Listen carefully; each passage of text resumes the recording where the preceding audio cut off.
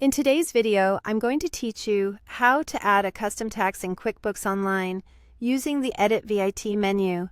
We're going to walk through the exact steps to create a custom tax so it appears correctly when you record sales or purchases.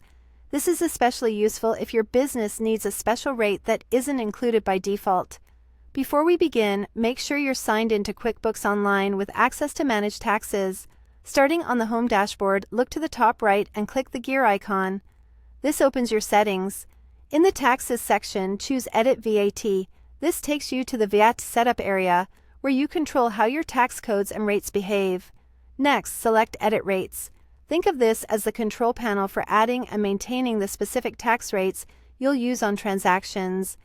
Now click Add Tax and then choose Custom Tax.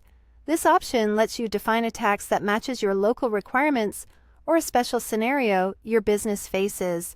In the tax name field, enter a clear, recognizable name. Use something your team will instantly understand when selecting the tax on a form. In the description, add a brief explanation to remind you when and why this tax should be used. For tax agency name, enter the authority you pay this tax to. If applicable, you can also enter the TIN as an optional reference. This helps keep records organized, especially when preparing filings or working with your accountant. Set the start of current tax period to reflect when this tax should start being tracked. Choose the filing frequency that matches your obligations, such as monthly or quarterly. Then select the reporting method. Cash reporting means you report tax when money changes hands, while accrual reporting records it when the invoice or bill is issued.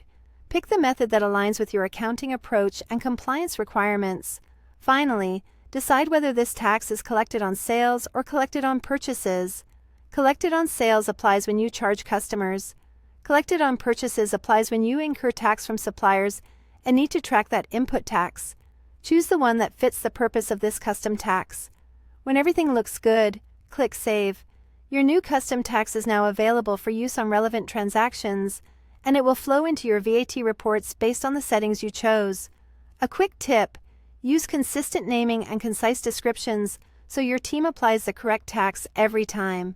If this video helped, please like, subscribe, and share. Thanks for watching.